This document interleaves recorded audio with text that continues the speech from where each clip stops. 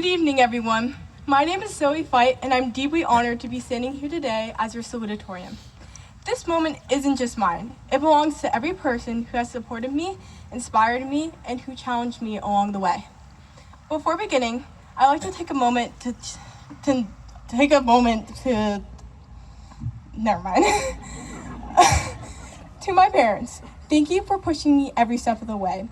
Whenever life got hard or my grades began to slip, you guys were always there to remind me what I was truly capable of. You reminded me of my worth, even when I forgot it myself. Without them, I wouldn't be sitting here today as your salutatorian. To all my friends, thank you for being my safe space. You show me the true meaning of unconditional love and support. You have been there for me during every late night rant and every bump in the road. You show me that there truly is light at the end of the tunnel. You've helped me grow into a person I can truly be proud of. And to all my teachers, thank you, truly. So many of you have taken the time to help me. You guys answered every single one of my questions, every email, and offered effective feedback. You guys guided me when I needed it the most. You showed me patience and care no matter what. For that, I am eternally grateful. Also, really quick special thank you to Ms. Mongan for proofreading this speech. Now, for those of you in the audience who have watched one of my favorite shows, Dance Moms, you may be familiar with the quote, "Second place is first to lose." At first glance, it might sound harsh, maybe even a little funny, but it made me think, is it true? Is second place the polite way of saying you didn't win? What if you gave everything you had, every ounce of effort, energy, heart, and you still came in second? Are you still lost then? I don't think so.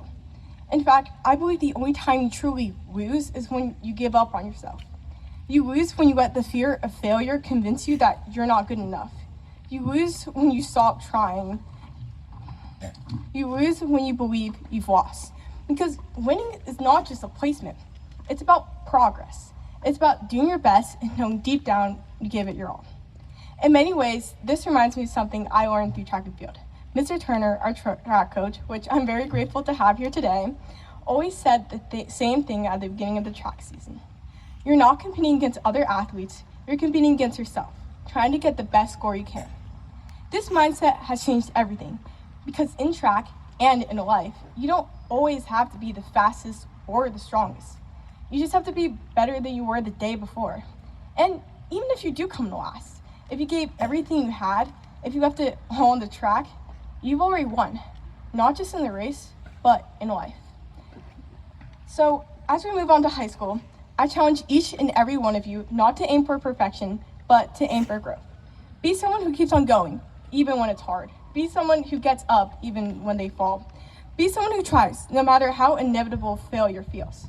Because every step you take, even the wobbly ones, is still progress. If you can do that, you're not just a student or an athlete, you're a winner. Looking back, I may not have come in first, but I give it my best.